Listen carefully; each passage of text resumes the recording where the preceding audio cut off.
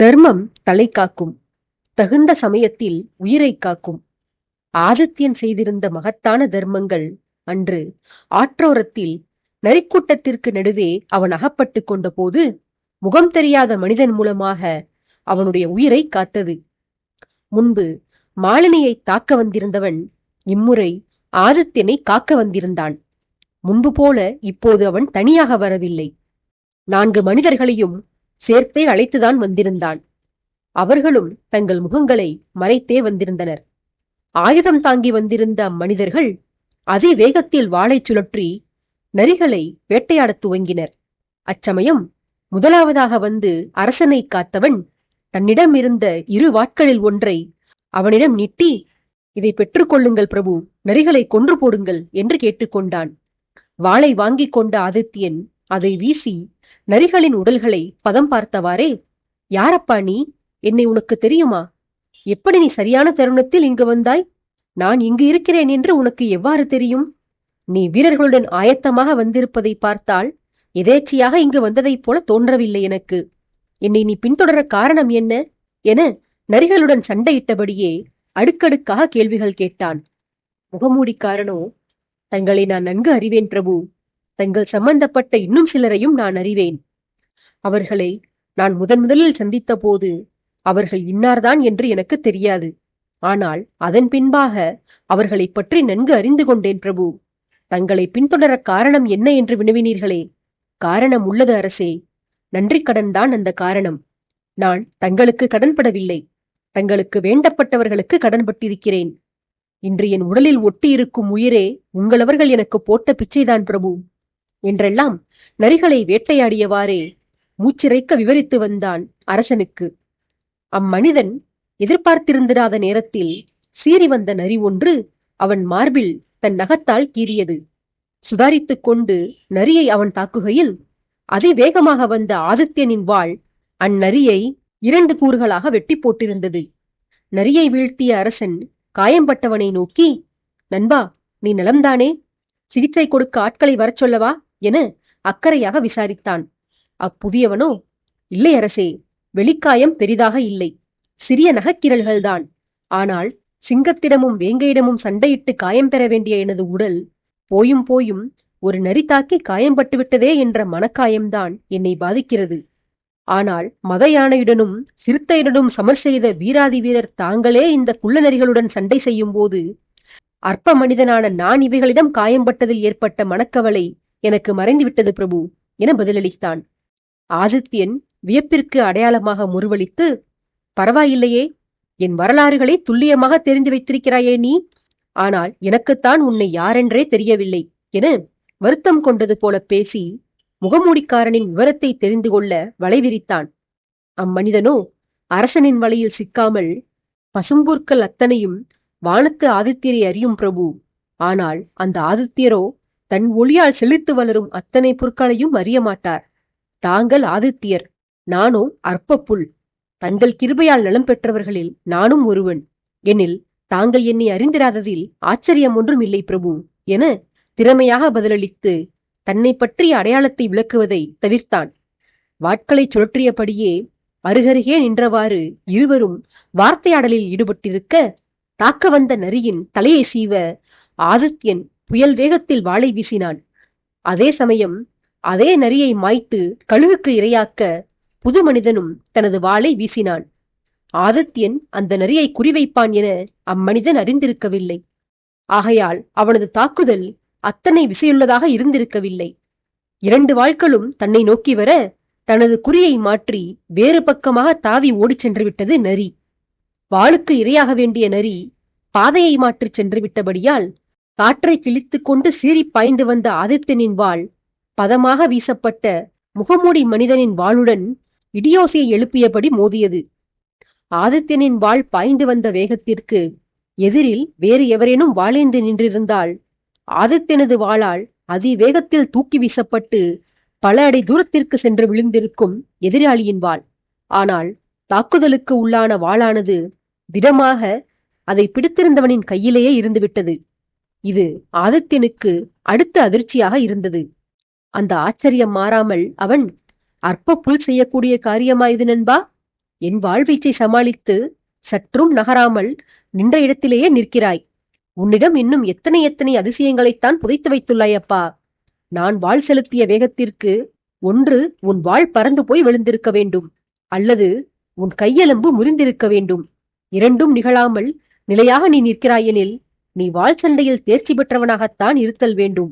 நீ என் நாட்டினனாக இருந்திருந்தால் உன்னை போன்ற மகத்தான வீரனை இதுவரையில் நான் அறிந்து கொள்ளாமல் இருந்திருக்க மாட்டேன். எனில் நீ வசுமித்ராவை சார்ந்தவனாக இருக்க வாய்ப்பில்லை என ஆதித்யன் தன் அனுமானத்தை பகிர்ந்து வர, அம்மனிதனோ அரசனின் கருத்து உண்மைதான் என்பது போல தலையசைத்து ஆமோதித்தான்.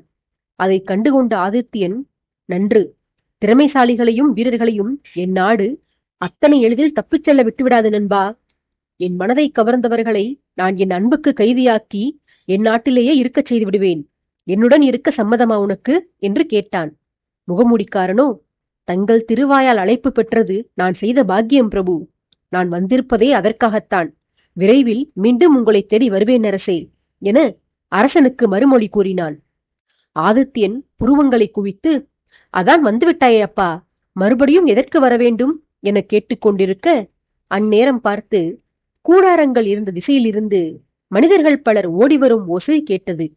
அந்த காலடி சத்தங்களை கேட்ட புது மனிதன், எனக்கு விடை கொடுங்கள் பிரபு, விரைவில் நாம் மறுபடியும் சந்திப்போம். இப்போது நான் சென்றாக வேண்டும், கிளம்புகிறேன் என ஆதித்தனிடம் விடை பெற்றவாறே தன் ஆட்களை அழைத்துக் கொண்டு அங்கிருந்து ஓடினான். பலர் சேர்ந்து வேட்டையை நிகழ்த்த தாக்க வந்த நரிகளில் முக்கால்வாசிக்கும் மேல் மடிந்து வீழ்ந்தன. மீதமிருந்தவை உயிரை காப்பாற்றிக் கொள்வதற்காக வந்த வழியிலேயே ஓடி காட்டிற்குள் மறைந்தன. காக்க வந்த மனிதன் திடீரென்று அங்கிருந்து அகன்று சென்றதை எதிர்பார்த்திருக்காத ஆதித்யன், என்ன நண்பா, இத்தனை பெரிய உதவியை செய்துவிட்டு முகத்தை கூட காட்டாமல் ஓடுகிறாய்? உன்னை யாரென்று நான் அறிந்து கொள்ளவே இல்லையே, உன் முகத்தை கூட நான் பார்க்கவில்லை என ஓடியவனுக்கு கேட்க வேண்டும் என்று உரக்க கத்தினான். ஆதித்யனுக்கு பதில் கூறும் விதமாக ஓடிச் சென்றவனும், நான் தங்களுக்கு செய்தது உதவியும் இல்லை, அதற்கு முகத்தை காட்ட வேண்டிய அவசியமும் இல்லை பிரபு. நான் வந்தது தங்களுக்கு சேவை புரிய. இன்றைக்கு என் சேவை முடிந்துவிட்டது, மறுபடியும் சந்திப்போம் என உரக்க பதிலுரைத்தவாறே ஓடிக்கொண்டிருந்தான். ஆதித்யன் அவனை துரத்திச் செல்வதாகவும் இல்லை, விடுவதாகவும் இல்லை. அது சரி தம்பி, உன் வாளை வாங்கிக் கொள்ளாமலேயே செல்கிறாயே, எனக்கு சொந்தமில்லாத ஒன்றை நான் எவ்வாறு வைத்துக் கொள்வது? அதிலும் பொருட்களை பாதுகாப்பதில் எனக்கு கவனக்குறைவு உண்டு. என் வாளையே ஒரு தடியனிடம் பறிகொடுத்து விட்டேன், உன் வாளையும் தொலைத்துவிடப் போகிறேன், வந்து பெற்றுக்கொண்டு செல் தம்பி என கத்தி அம்மனிதனை மீண்டும் தன்னிடம் வரவழைக்கலாம் என திட்டம் போட்டான் அரசன். ஆனால் அவனோ, இந்த வாள் என்னுடையது அல்ல பிரபு, அது தங்களுக்கு சொந்தமானதுதான். சேர வேண்டிய இடத்தை அது சேர்ந்து விட்டது. யானை வரும் பின்னே மணி யோசை வரும் முன்னே என கேள்விப்பட்டிருப்பீர்களே, மணியோசைதான் இந்த வாள். தங்கள் வாளை தாங்கள் தொலைத்திருக்கலாம் பிரபு, ஆனால் அடித்துச் சொல்கிறேன், இந்த வாளை நீங்கள் தொலைக்கவே மாட்டீர்கள். இன்னொரு விஷயம் பிரபு, தாங்கள் என்னை தம்பி என அழைத்தீர்கள். நான் தங்களை விட வயதில் மூத்தவன். அதற்காக என்னை அண்ணா என்று அழைக்க தேவையில்லை. என்னை தங்கள் இஷ்டம் போல அழைக்கலாம். விரைவில் தாங்கள் விரும்பும் ஒரு தகவலுடன் வந்து தங்களை சந்திக்கிறேன் அரசே என புதிர் போட்டுவிட்டு கண்களில் இருந்து மறைந்து போனான். இதற்குள் கூடாரத்திலிருந்து ஓடி வந்திருந்த வீரர்கள் மாண்டு கிடக்கும் நரிகளையும் அதனுடன் சண்டையிட்டு உடல் முழுதும் குருதி தெரித்திருந்த அரசனையும் பார்த்து மிரண்டு போய் நின்றிருந்தனர். அவர்களுடன் தூக்கம் கலைந்து எழுந்து வந்திருந்த பிரதாபனும் இருந்தான். அவனும் நண்பனை விந்தியாகத்தான் பார்த்து கொண்டிருந்தான்.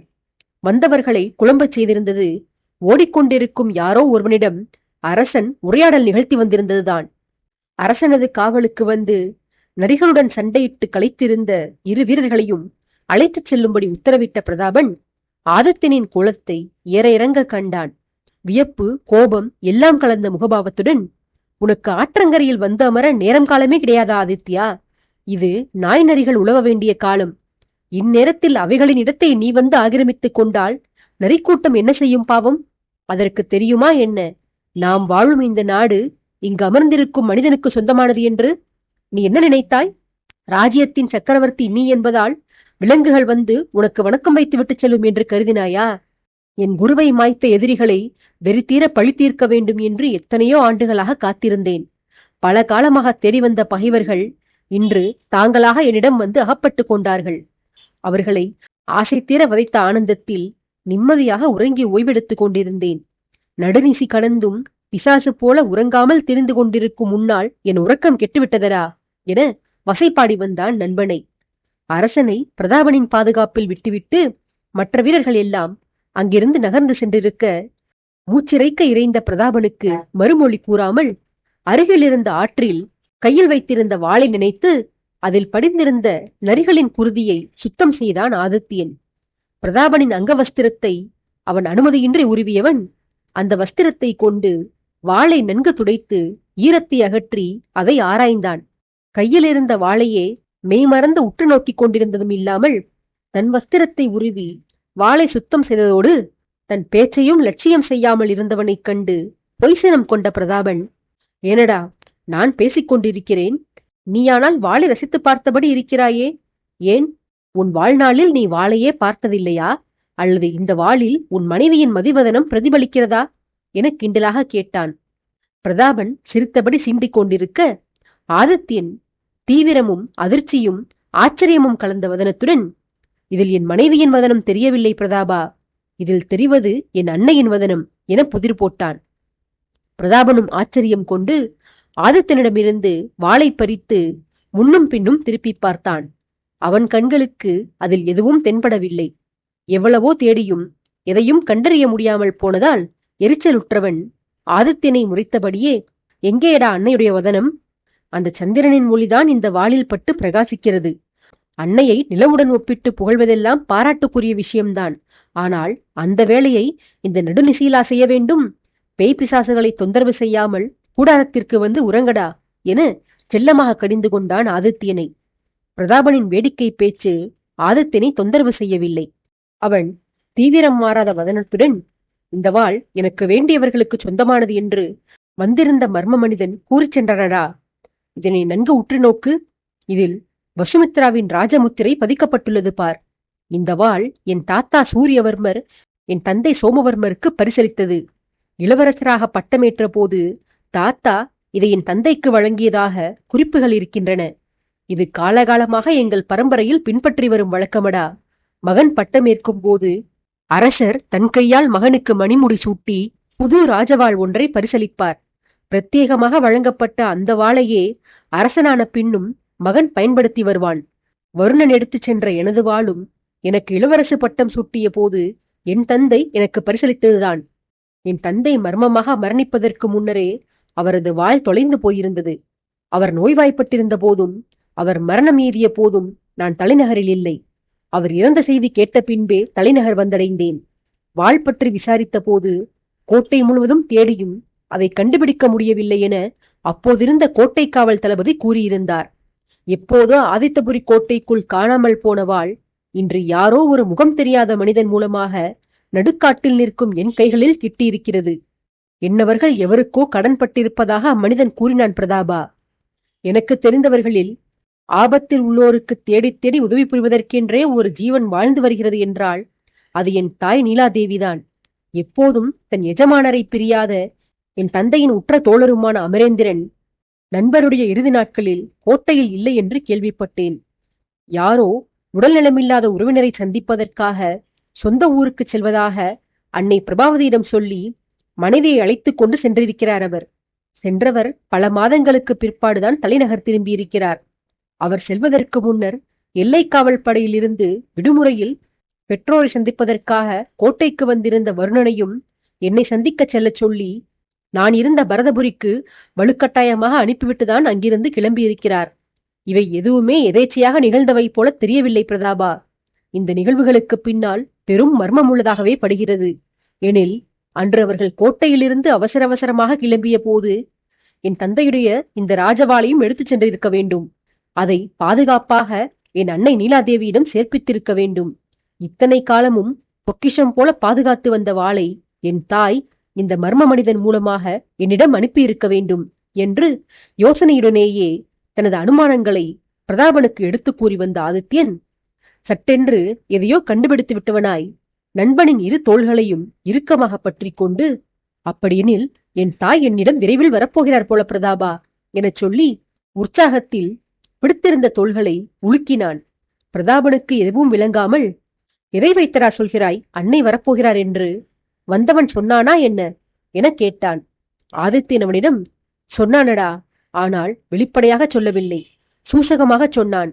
யானை மணியோசை என்று பழமொழியை சொன்னான். இந்த வாள்தான் அந்த மணியோசை என்றான். எனில் வேளம் பின்னால் வரவிருக்கிறது. யானை தன் குட்டியை பாதுகாக்க ஒருபோதும் தவறாது. தன் குட்டிக்கு ஆபத்தெனில் தாய் யானை ஆவேசமுற்று தான் வாழும் காட்டையே துவம்சம் செய்துவிடும். எனக்கருகில் இருந்து சதா என்னை கொல்ல சந்தர்ப்பத்தை தேடி வரும் அந்த துரோகியை வேட்டையாடத்தான் என் அன்னை கிளம்பி வருகிறார் போல. எனது மித்ரவிந்தா பயணம் முதலாக என்னையும் என்னை சார்ந்தவர்களையும் மாய்க்க அந்த ரகசிய எதிரி தொடர்ந்து முயற்சித்து வருகிறான். இந்த செய்திகள் கூட என் அன்னையின் செவியை எட்டி இருக்க வேண்டும். ஆதலால்தான் அவர் என்னை காக்க கிளம்பி வருகிறார் போல என உற்சாகத்துள்ளலுடன் சொல்லிக் கொண்டு போனான். அத்தருணம் பிரதாபன் இடையிட்டு, உன்னை சுற்றி நடப்பவை எப்படியடா அன்னைக்கு தெரிய வருகிறது? அவரிடம் செய்திகளை ஒப்பிக்கும் அந்த ஒற்றன் யார்? வருணனின் தந்தை அமரேந்திரனா? அவர் மீது உனக்கும் ஐயம் உள்ளதுதான். எனில் அவர் எங்கெங்கு செல்கிறார், யார் யாரையெல்லாம் சந்திக்கிறார் என்பது பற்றி நீ கண்காணித்து வந்திருக்கலாமே. அவரை நெருக்கமாக பின்தொடர்ந்திருந்தாலே உனக்கு அவர் மறைத்து வைத்துள்ள மர்மங்கள் விலகி இருக்குமே என்று காலம் கடந்த யோசனையை கூறினான். ஆதித்யன் விரக்தியாக சிரித்தபடி, இத்தனை வருடங்களாக இதை நான் செய்யாமலா இருந்திருப்பேன்? அமரேந்திரனை வெளியிலிருந்து எவரும் வேவு பார்த்தால் சுதாரித்து விடுவாரென அவரது வீட்டிற்குள்ளேயே ஒற்றனை வைத்திருந்தேன். அந்த ஒற்றன்தான் அமரனின் அன்பு மகன் வருணன். பெற்றோர் தனிமையில் உரையாடிக் கொள்வதை கூட ஒட்டு கேட்க தவறவில்லை அவன். அவர்கள் வீட்டில் இல்லாத நேரத்தில் அடிக்கடி வீடு முழுவதும் சோதனை செய்து மர்மம் தொடர்பான ஏதாவது தடயங்கள் தென்படுகின்றனவா, சந்தேகத்திற்கிடமான பொருட்களோ மடல்களோ கிடைக்கின்றனவா என்று தொடர்ந்து பரிசோதிப்பான். எத்தனையோ முறை முயற்சித்தும் எந்த பலனும் கிட்டவில்லை. அவன் கவனக்குறைவாக எதையேனும் விட்டிருக்கப் போகிறான் என்று கருதி ஒருமுறை பெரியவர்கள் ஊருக்குச் சென்ற நேரமாக பார்த்து வருணன் மூலமாக அவன் வீட்டின் பணியாளர்களையெல்லாம் அப்புறப்படுத்திவிட்டு நள்ளிரவு வேளையில் தலையில் போர்வையை போர்த்திக் கொண்டு நான் ரகசியமாக அவன் வீட்டுக்குச் சென்று விடிய விடிய அவனுடன் சேர்ந்து வீட்டை சல்லடை போட்டு தேடினேன் என ஆதித்யன் விளக்கி வர, பிரதாபன் ஆர்வத்துடன் இடையிட்டு, கிடைத்ததா ஏதேனும்? என்ன கிடைத்தது என்று பரபரத்தான். ஆதித்யன் புருவங்களை உயர்த்தி, கிடைக்காமல் என்ன, நிறைய கிடைத்தது, வண்டி வண்டியாய் கிடைத்தது என நையாண்டி சிரிப்புடன் சொன்னான். நண்பனுடைய வார்த்தையின் உட்பொருள் விளங்காமல் பழைய ஆர்வத்துடன் பிரதாபன், வண்டி வண்டியாய் கிடைத்ததா? அப்படி என்னடா கிடைத்தது, விரைந்து சொல் என அவசரப்படுத்தினான் ஆதித்யனை. ஆதித்யன் சிரித்தபடியே, வண்டிதான் கிடைத்தது என பதிலுரைத்தான். தான் தீவிரமாக கேள்வி கேட்டு வரும்போது நண்பன் வேடிக்கை செய்து சிரிப்பதை பொறுத்து கொள்ள மாட்டாதவன் ஆதித்யனின் கழுத்தை பிடித்து நெரிப்பது போல அழுத்தி, உனக்கு எப்போதுமே விளையாட்டுத்தானா? ஒரு சக்கரவர்த்தியாக முதிர்ச்சியுடன் நடந்து கொள்ளவே மாட்டாயா நீ என கோபமாகவே கேட்டான். கழுத்தை பிடித்திருந்தவனின் கையை விலக்கிவிட்ட அரசன், சக்கரவர்த்தியாக இருந்தாலும் சாமானியனாக இருந்தாலும் கிடைத்ததைத்தானேடா சொல்ல முடியும். உண்மையில் அன்று வருணன் வீட்டில் கிட்டியது வண்டிதான். வருணன் சிறு வயதில் நடைபயின்ற நடைவண்டி. பல வருடங்களை கடந்திருந்தாலும் அந்த வண்டியில் சிறு கீறலோ உடைசலோ கூட கிடையாது. ஏனெனில் அவன் அந்த வண்டியை பயன்படுத்தியது வெகு சில நாட்களே. மீதி நாட்களில் எல்லாம் அவன் என் கையை பிடித்தவாறுதான் நடைபயின்றான். 1.25 வயதிலேயே என்னை கண்டால் நடைவண்டியை மறந்துவிட்டு என் பின்னால் ஓடி வந்து விடுவான். அதனால் வண்டி எந்த சேதாரமும் இல்லாமல் புத்தம் புதிதாக இருந்தது. கூடவே நிறைய விளையாட்டு சாமான்களும். அவற்றை கண்டவுடன் எனக்கு ஏமாற்றம், வருணனுக்கு உற்சாகம். நான் தேடிச் சென்ற பொருட்கள் கிடைக்கவில்லையே என்ற ஏமாற்றம் எனக்கு. அவன் மகனுக்கு வாங்கித் தர வேண்டும் என்று எண்ணியிருந்த பொருட்கள் கிடைத்ததில் உற்சாகம் அவனுக்கு என்று விவரித்து வந்தான்.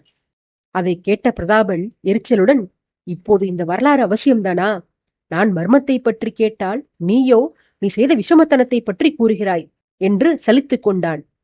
நண்பனின் சலிப்பை கண்ட ஆதித்யன், இரு நண்பா, இதற்கு மேல்தான் கதையில் திருப்பமே இருக்கிறது எனச் சொல்ல, சங்கதியை கேட்க பிரதாபன் மறுபடியும் ஆர்வமானான்.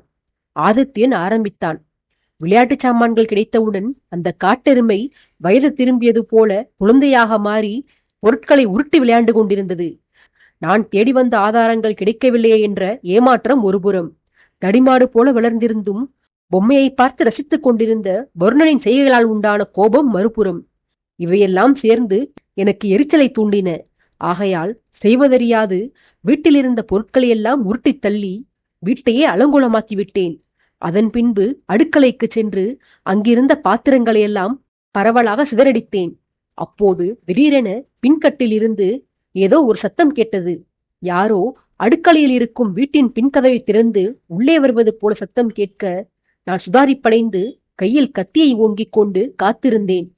உள்நுழைந்த நபருக்கும் அடுக்கலைக்குள் யாரோ பாத்திரத்தை உருட்டும் சத்தம் கேட்டிருக்க வேண்டும். அவரும் கையில் கத்தியை ஏந்தியவாறே கதவை திறந்து கொண்டு ஆயத்தமாக உள்நுழைந்தார். சரியாக நான் அவரது கழுத்துக்கு கத்தியை வைக்க என்னை விட உயரம் குறைவாக இருந்த அம்மனிதர் என் மார்பில் அவரது கத்தியின் நுனியை பதித்தார். அந்த காட்சியைக் கண்டு பயந்து அவருக்கு பின்னால் நின்றிருந்த பெண்மணி அலறினார். அந்த அலறல் ஒலி கேட்ட பின்னரே தெரிந்தது அந்த அலறலுக்கு சொந்தக்காரர் வர்ணனை பெற்ற அன்னை என்று. கத்தியது வர்ணனின் தாய் சுசீலை என்றால் என் மார்பில் கத்தியை பதிய வைத்திருந்தது அப்பெண்மணியின் கணவர் அமரனாகத்தான் இருக்க வேண்டும் என்று யூகித்து கத்தியை கீழிறக்கி மன்னிப்பு கோரினேன். இருட்டில் என் முகம் சரியாக தெரியாமல் இருந்திருக்க என் குரலை கேட்டவுடன் என்னை அடையாளம் கண்டுகொண்டு அமரனும் கத்தியை கீழிறக்கி, பிரபு, தாங்கள் இங்கா? அதுவும் இந்த வேளையிலா? மன்னித்து விடுங்கள் பிரபு, யாரென்று தெரியாமல் கத்தியை நீட்டிவிட்டேன் என மன்னிப்பு கோரினார். அன்னையின் கூச்சல் கேட்டு அடுக்கலைக்கு ஓடி வந்திருந்த வருணன் தந்தையைக் கண்டவுடன், ஏன் இப்படி செய்தீர்கள்? இது தவறல்லவா? வயது கூட கூட தங்களுக்கு நிதானம் தவறிவிட்டது போல. என்ன செய்கிறோம் எது செய்கிறோம் என தெரியாமல் செயல்படுகிறீர்கள் என்று தந்தையை கோபித்துக் கொண்டான். நான் கூட அவர் எனக்கு முன்பாக கத்தியை நீட்டியதற்குத்தான் கோபப்படுகிறான் என்று நினைத்து வருணனுக்கு சமாதானம் கூறி அமைதிப்படுத்த வாயெடுத்தேன். என்னை முந்திக் கொண்ட அமரனும் அவ்வாறே நினைத்து அவசரப்பட்டதற்காக மகனிடம் மன்னிப்பு வேண்டினார். ஏதோ வேறு மொழியில் தந்தை பேசுவது போலவும் அவர் பேசுவதே தனக்கு புரியாதது போலவும் முகத்தை கோணலாக்கி, நான் எதை கேட்கிறேன், நீங்கள் எதை சொல்கிறீர்கள் தந்தையே? எனது விளையாட்டு சாமான்களை எல்லாம் பரனில் போட்டு அதை மறந்தே போய்விட்டீர்கள். அந்த பொருட்களை முன்னரே எடுத்துக் கொடுத்திருந்தால் நான் என் மகனுக்கு அதை விளையாட கொடுத்திருப்பேன் அல்லவா என தந்தை மீது கோபித்துக் கொண்டு அன்னை சுசீலையின் கையில் இருந்த குழந்தையை பெற்றுக்கொண்டு தூங்கிக் கொண்டிருந்த அவனை தட்டி எழுப்பியபடியே முன்கூடத்திற்கு தூக்கிச் சென்று விளையாட்டு சாமான்களை காட்டி தானும் சேர்ந்து அவளுடன் விளையாட துவங்கினான் வருணன். அடுக்கலையின் கோலத்தை பெரியவர்கள் வெறித்து பார்த்தனர். அப்படியே கூடத்திற்கு சென்று அங்கிருந்த அலங்கோலத்தையும் கண்டனர். அடுத்து என்னையும் வருணனையும் விந்தையாக மாறி மாறி பார்த்தனர். அந்த மாடு மகனை கண்டவுடன் மற்றதை மறந்துவிட்டு விளையாட்டில் மும்முரமாக இருந்தது. எனக்குத்தான் நிலைமையை எப்படி சமாளிப்பது என்றே தெரியாமல், என்ன சொல்வது எதை விளக்குவது என அறியாமல் அசடு வழிய நின்றிருந்தேன். பின்னர் என்னை தயார்படுத்திக் கொண்டு வீட்டை கலைத்ததற்கு மன்னிப்பு கோரினேன். என் தர்மசங்கடமான நிலையை புரிந்து கொண்ட அமரேந்திரர், இந்த நாடு இந்த வீடு எல்லாமும் தங்களுக்கு சொந்தம் அரசே. தாங்கள் விரும்பியதை செய்ய தங்களுக்கு அதிகாரம் உள்ளது. தாங்கள் வருந்தவோ விளக்கம் கொடுக்கவோ அவசியமில்லை என்று என்னை சமாதானப்படுத்தினார். அவருக்கு பெரிய ஒரு கும்பிடு போட்டுவிட்டு அங்கிருந்து அப்படியே நழுவி ஓடிச் சென்று விட்டேன் என பழங்கதையை நண்பனிடம் விவரித்தான் ஆதித்யன். இதை கேட்டு பலமாக நகைத்த பிரதாபன் திடீரென சிரிப்பை நிறுத்திவிட்டு, ஆதித்யா, அந்த நடுநிசை நேரத்தில் வீட்டின் பின்கட்டு வழியாக அந்த பெரியவர்கள் ஏன் வந்திருக்க வேண்டும்? அது அவரது வீடுதானே, எனில் முன்வாயில் வழியாகவே வந்திருக்கலாமே. அதுவும் இன்றி மனைவியையும் பேரக்குழந்தையும் தூக்கி கொண்டு ஊருக்கு சென்ற அவர் அந்த இரவு வேளையில் வந்திருக்க காரணம் என்ன, யோசித்தாயா என கேட்டான் தீவிர யோசனையுடன். ஆதித்யன் சலிப்பாக, யோசிப்பது என்ன, ஆராய்ச்சியே செய்து பார்த்து விட்டேன். அவர்கள் அப்படி மர்மமாக பயணித்து வந்தது அது முதல் முறை அல்ல. அடுத்தவரை ஏமாற்றிவிட்டு செல்வதில் என் தந்தை கெட்டிக்காரர். அமரேந்திரர் என் தந்தையிடம் பாடம் கற்றவர். ஆகையால் திறமையாக அடுத்தவர் கண்களில் மண்ணை தூவிவிட்டு காற்றோடு காற்றாக மறைந்து விடுவார் அவர். எத்தனையோ முறை அவரை வேவு பார்க்க ஆள் அனுப்பியும் என் முயற்சிகள் தோல்வியில்தான் முடிந்துள்ளன. எப்படியோ என் தந்தையின் வாள் என்னிடம் வந்து சேர்ந்து விட்டது. அடுத்த முறை அந்த முகமூடி மனிதனை சந்திக்கும் போது என் தாய் பற்றிய விவரங்களை கறந்து விடுகிறேன் என நம்பிக்கையுடன் சொல்லிவிட்டு பிரதாபனை அழைத்து கொண்டு கூடாரம் நோக்கி நடை போட்டுச் சென்றான். விடுவதற்கு சில மணி நேரங்களே இருக்க சிறிதாவது கண்ணையறலாம் என்ற எண்ணத்தில் தனது படுக்கையில் விழுந்தான் அரசன். அவன் சொன்ன கதையில் விளையாட்டுப் பொருட்களை பார்த்து வருணன் சிறுவனாக மாறி மகிழ்ந்திருந்தது போல இப்போது தந்தையின் வாளை கண்டவுடன் தானும் பல வயதுகள் குறைந்தது போல உணர்ந்து வாளை இறுக அணைத்தபடியே உறங்கிப் போனான் ஆதித்யன். மறுநாள் பொழுது விடிந்தது. வீரர்கள் அனைவரும் எழுந்து பயணத்திற்கு தயாராகி வர அவர்கள் நடமாடியதால் எழுந்த சலசலப்பு ஓசைகள் கேட்டு ஆதித்யனும் கண்விழித்தான். எழுந்து தன்னை சுத்தம் செய்து கொண்டு தயாராகி வர, முன்தினம் இரவு அமர்ந்திருந்த அதே சாய்ந்த மரக்கிளையில் பிரதாபன் அமர்ந்திருந்ததை கண்டான். அவனுக்கு அருகில் மாலினி, அஸ்வதி இருவரும் தரையில் மண்டியிடச் செய்யப்பட்டிருந்தனர். தூரத்திலிருந்து வரும்போதே அப்பெண்களின் உணர்வுகளை படித்தபடியேதான் நடைபோட்டு வந்திருந்தான் ஆதித்யன். அஸ்வதியின் மனதில் அரசனுக்கு எதிரான வஞ்சக எண்ணங்கள் துளியும் இருந்திருக்கவில்லை. மாலினி மீதுதான் வரம்பற்ற ஆத்திரம் அவளுக்கு இருந்து வந்தது. அவள் ஓரக்கண்ணால் மாலினியை பார்த்து முறைப்பதும், முறைத்தபடியே அவள் கழுத்தை நெரிப்பது போன்று கற்பனை செய்து கொண்டு தன் கைகளை முறுக்குவதுமாக இருந்தாள் அவள். தன்னை ஏமாற்றி வந்தவளை பழி தீர்க்க முடியவில்லையே என்ற கோபம் அஸ்வதியின் மனதில் கொந்தளித்து வந்ததை அறிந்து கொண்டான் அரசன். அடுத்ததாக மாலினியின் உணர்வுகளை சோதித்தான். அவளுக்கு பிரதாபன் மீதிருந்த பழியுணர்வு இன்னமும் தீர்ந்திருக்கவில்லை. அருகில் இருந்தபடி தன்னை ஒருத்தி சினத்துடன் வெறிப்பதை கூட அவள் கண்டுகொள்ளவில்லை. மாறாக, முயற்சிகள் அனைத்தும் தகர்ந்து போய்விட்டனவே, கூட்டாளிகள் அனைவரும் மாண்டுவிட்டனரே, இனி முதலிலிருந்து வேலையை ஆரம்பிக்க வேண்டும். நம்மை பற்றிய ரகசியங்கள் தெரிந்திராத போதே இந்த மனிதர்களை நெருங்க பல ஆண்டுகள் காத்திருக்க வேண்டியிருந்தது.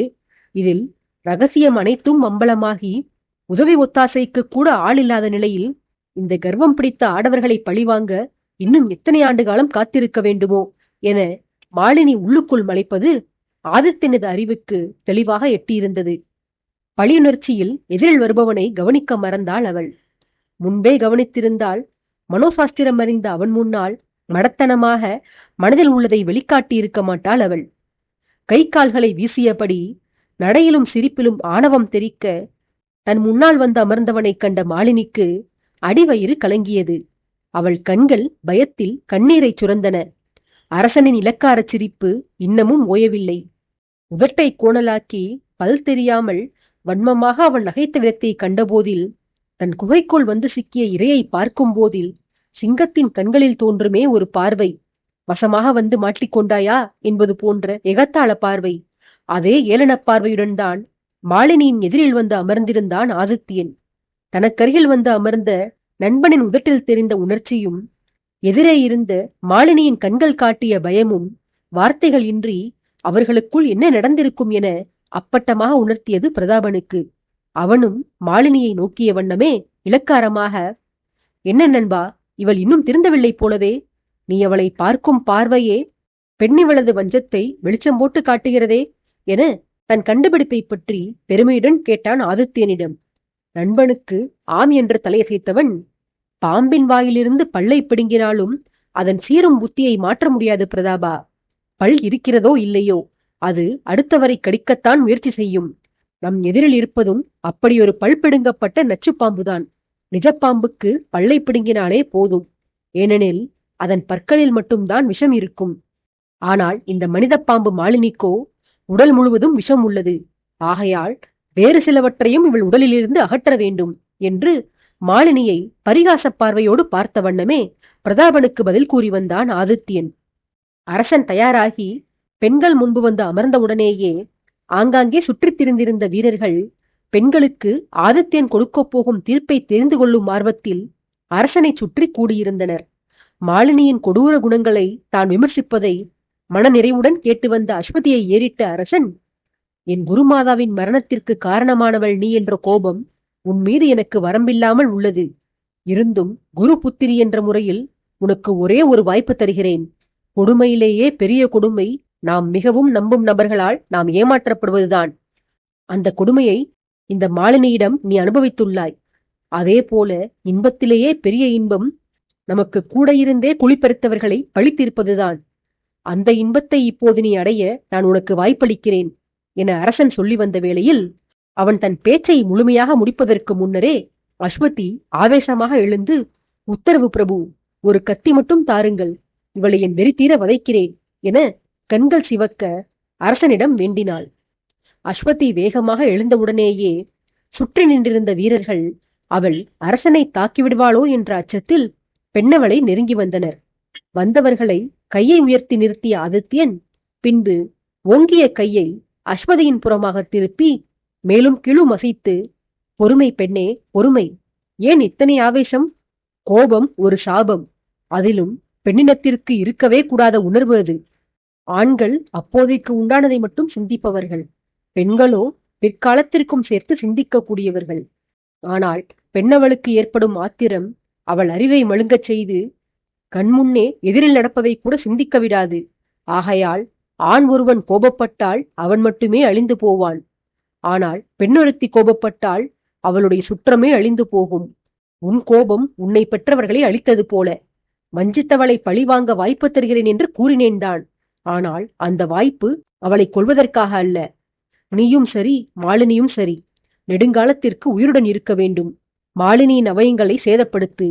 அதிலும் ஏதாவது 2 அவயங்களை மட்டும்தான். அவயங்களை ஊனப்படுத்துவது கொலையை விட கொடூரமான தண்டனை என்பதால்தான் அன்று லட்சுமணன் சூர்பனகையை கொல்லாமல் அவளது மூக்கை அறுத்ததோடு விட்டுவிட்டான். நீ லட்சுமணன் போன்று உத்தமமான ஜீவன் இல்லைதான். ஆனால் இந்த மாலினி சூர்பனகைக்கு இணையான அரக்கி. ஆகையால் இவளுக்கு அந்த தண்டனை பொருத்தமானதே. உனக்கு நான் 1/4 நாழிகை அவகாசம் தருகிறேன். இவளது எந்த 2 அவயங்களை நீ அறுக்க ஆசைப்படுகிறாய் என்பதை தெரிவி எனக் கேட்டான் அரசன். அரசன் கேட்டவுடன் 1/4 நாழிகை அல்ல, 1/4 வினாடி கூட யோசிக்காமல் அஸ்வதி அவனிடம், இவளது கண்களும் நாக்கும் இவள் உடலில் இருக்கக்கூடாது அரசே. இந்த நாவை கொண்டுதான் இனிக்க இனிக்க பேசி பொய்ப்பொருட்டுகளை கட்டவிழ்த்துவிட்டு என்னை ஏமாற்றி வந்தாள். அதே இந்த நாவால்தான் மந்திரம் ஜபித்து அடுத்தவரது வாழ்வை நாசமாக்கி வந்தாள். ஆதலால் முதலாவதாக அவளது நாவை அறுக்கிறேன். அடுத்தது இந்த சூனியக்காரியின் கண்கள். இந்த கண்களால் வசியம் செய்தே பலரையும் தன் வழிக்கு இழுத்திருக்கிறாள். பார்வையை பறிக்காமல் இவளை மீதி வாழ்வை கழிக்க விட்டோமானால் போகும் இடத்தில் அனைவரையும் வசியம் செய்து மீண்டும் முதலிலிருந்து தன் ஆட்டத்தை துவங்குவாள். எடுத்த முயற்சியில் அத்தனை சீக்கிரம் பின்வாங்கிவிடக்கூடிய ஆள் இல்லை இவள். ஆகையால் இவள் கண்களையும் ஊனப்படுத்த என்னை அனுமதிக்க வேண்டும் பிரபு என விளக்கம் கொடுத்து வேண்டி நின்றாள்.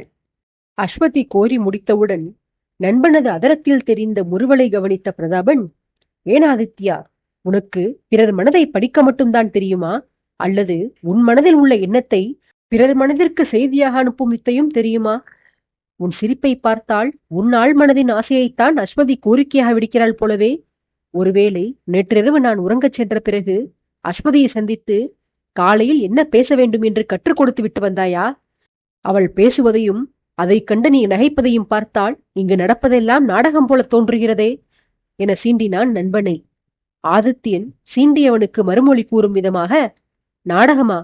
அதெல்லாம் எப்படி போடுவது என்று கூட எனக்கு தெரியாது பிரதாபா. நான் ஒரு அப்பாவி. எனக்கு பொய் சொல்லியோ உள்ளதை மறைத்தோ பேசும் வழக்கமில்லை என்றான், முகத்தை பாவமாக வைத்துக் கொண்டபடி. இதை கேட்டு வெடித்துச் சிரித்த பிரதாபன், அடப்பாவி, நீ அப்பாவியா? நாடகம் போடுவதில் உனக்கு இணையான வல்லவனை வையகத்தில் கண்டதில்லையடா இதுவரை நான். நடிப்புக் கலையில் இந்த மாலினியே உன்னிடம் தோற்றுப்போவாள். என்ன, ஒரே ஒரு வித்தியாசம்தான் உங்கள் இருவருக்கும். இவள் நடிப்பு நல்லவர்களை நாசமாக்கும், உன் நடிப்பு பாவிகளை பஸ்பமாக்கும், அவ்வளவுதான் என பிரதாபன் இகழ்ச்சியையும் புகழ்ச்சியையும் சேர்த்து கூறினான். ஊனப்படுத்துவது குறித்து அஸ்வதி தன் கருத்தை கூறி முடித்ததிலிருந்து பிரதாபன் பேசி முடிக்கும் வரையிலும் தண்டனையிலிருந்து தன்னை விடுவிக்கச் சொல்வதற்காக மாலினி தொடர்ந்து பேச்செடுக்க முற்பட்டாள். எத்தனையோ முறை முயன்றும் அவளை பிரதாபன் பேசவிடவும் இல்லை. அவள் பேச முற்படுவதை ஆதித்யன் கண்டுகொள்ளவும் இல்லை.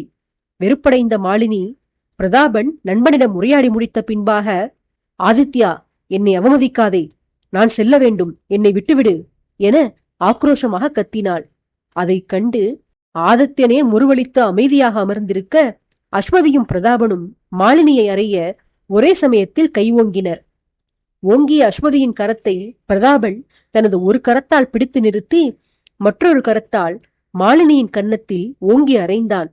அறைந்தவன் கண்டனத்தையும் தனது செயலுக்கான காரணத்தையும் மாலினியிடம் தெரிவிக்கும் முன்பாக அஸ்வதியை நோக்கி, உன் உரிமையை பறித்துக் கொண்டேன் என என்னை கோபித்துக் கொள்ளாதே பெண்ணே. இந்த மந்திரக்காரி நேற்றிலிருந்து என்னை சார்ந்தவர்கள் அனைவரிடமும் அடி வாங்கியிருக்கிறாள். வீரர்களான வருணன், ஆதித்யன், என் உபதளபதி முதல் வீணாய் போனவனான அந்த வரதன் வரை அத்தனை பேரும் இவளை அறைந்துள்ளார்கள். இவர்களே அடித்துள்ளார்கள் எனில் பெண்ணாய் பிறந்த இவள் பேயாய் மாறியதற்கு காரணம் என் மீது இவள் கொண்ட மோகம்தான்.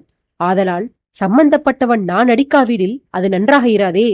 நீ எப்படியும் இன்னும் சிறிது நேரத்தில் இவளை ஊனப்படுத்தி உன் பழியை தீர்த்து கொள்ளத்தான் போகிறாய். எனவேதான் என் பழியை தீர்க்க இந்த முறை நான் அறைந்தேன் என விளக்கம் கொடுத்தான். வலி தாங்க முடியாமல் கன்னத்தை அழுத்தி பிடித்து கண்களில் நீர் ஊற்று பெருக்கெடுக்க அமர்ந்திருந்த மாலினியின் தாடையை பிடித்து உயர்த்திய பிரதாபன் அவளிடம், ஆதித்யன் ஒரு சக்கரவர்த்தி, அவனுக்குண்டான மரியாதையை தர வேண்டும் என முன்னரே உன்னிடம் நான் கூறியிருக்கிறேன். நீ கைதியாக இருப்பினும் துரோகியாக இருப்பினும் பெண் என்பதால் உன்னை மரியாதையோடு நடத்தி வருகிறான் இவன். எனக்கு தெரிந்த எத்தனையோ சிற்றரசர்கள் உள்ளார்கள். பெண்கள் தவறிழைத்து மாட்டிக்கொண்டால் அவர்களை மானபங்கப்படுத்தி சித்திரவதை செய்வார்கள். சாதாரண சிற்றரசர்களே அப்படியென்றால் ஆதித்யன் எவரும் கேள்வி கேட்க முடியாத சர்வ வல்லமை பொருந்தியவன். இருந்தும் உன் கண்ணியத்திற்கு களங்கம் நேரவிடாமல் உன்னை பாதுகாக்கிறான். அந்த மரியாதையை நீ காப்பாற்றிக்கொள். உன்னை மன்னித்து விட்டுவிடும் அளவிற்கான குற்றங்களையா புரிந்துள்ளாய் நீ என பிரதாபன் மாலினியை கடிந்து கொண்டிருக்கையில் தானும் எழுந்து நண்பனின் தோளை தட்டி அவனையும் எழச் சொன்ன ஆதித்யன், வா பிரதாபா, இவளெல்லாம் திருந்தாத ஜென்மம். அந்த வரதனுக்கும் இவளுக்கும் பெரிய வேறுபாடுகள் இல்லை. அவன் பொன் பொருள் மீது வெறி கொண்டவன், இவளோ பழிவாங்கும் வெறி பிடித்தவள். அவ்வளவே. அந்த மடமந்தியும் இந்த மந்திரக்காரியும் அண்ணன் தங்கையாக பிறந்திருக்க வேண்டியவர்கள். இருவரிடமும் நாம் எந்த மாற்றத்தையும் எதிர்பார்க்க கூடாது. இவளுக்கு எடுத்து கூறி புரிய வைத்தால் மட்டும் புத்தி வந்துவிடப் போகிறதா என்ன?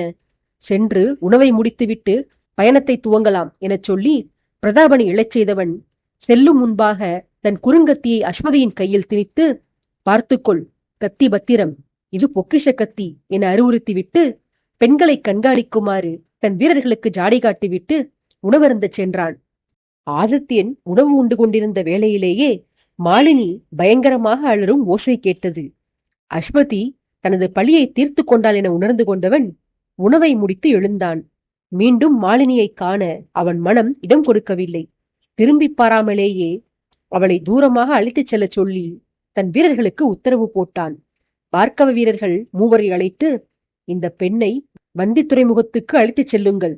அங்கிருக்கும் துறைமுக அதிகாரியிடம் நான் தரும் மடலானையை தந்து இந்த பெண்ணை மேற்கு நோக்கிச் செல்லும் ஏதாவது ஒரு சரக்கு கப்பலில் ஏற்றச் சொல்லி நெடுந்தூரத்தில் உள்ள வேற்றுமொழி பேசும் தீவு ஒன்றில் இவளை விட்டுவிடச் சொல்லுங்கள். தமிழ் பேசத் தெரியாத மனிதர்கள் வாழும் தீவில் இவளை விடச் சொல்லுங்கள்.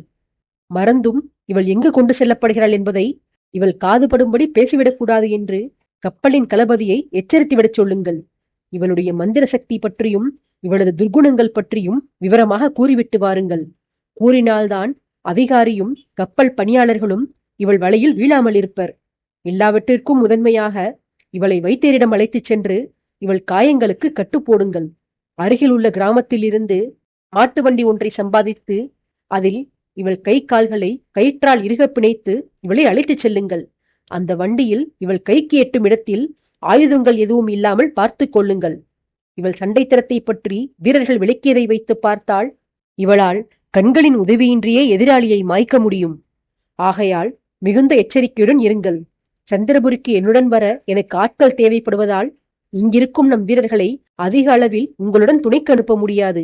ஆகையால் இந்த கிராம அதிகாரியிடம் சென்று என் தகவலை சேர்ப்பித்து ஊர்காவலர்கள் நிறைய பேரை உங்கள் ஒத்தாசைக்கு அழைத்து கொண்டு சென்று காரியத்தை கச்சிதமாக முடித்துவிட்டு வாருங்கள். இதில் சிறு தவறும் நேர்ந்துவிடக்கூடாது, ஜாக்கிரதை என்றெல்லாம் ஒரு முறைக்கு பலமுறை எச்சரித்து அனுப்பி வைத்தான் வீரர்களை. அடுத்ததாக இன்னும் 2 வீரர்களை அழைத்தவன் அஸ்வதியை சுட்டிக்காட்டி, இவளை அழைத்துக் கொண்டு செல்வது உங்கள் பொறுப்பு. மாலினி அளவுக்கு இவள் மோசமானவளும் இல்லை. இப்போது உங்களிடம் ஆவேசம் கொள்ள அவளுக்கு சக்தியும் இல்லை. நம்பிக்கை துரோகத்தால் சக்தி வற்றி போயிருக்கிறாள். இருந்தும் நாம் அஜாக்கிரதையாக இருந்துவிடக்கூடாது. மாலினி மேற்கில் உள்ள நாடுகளில் ஒன்றுக்கு அழைத்துச் செல்லப்படுகிறாள்.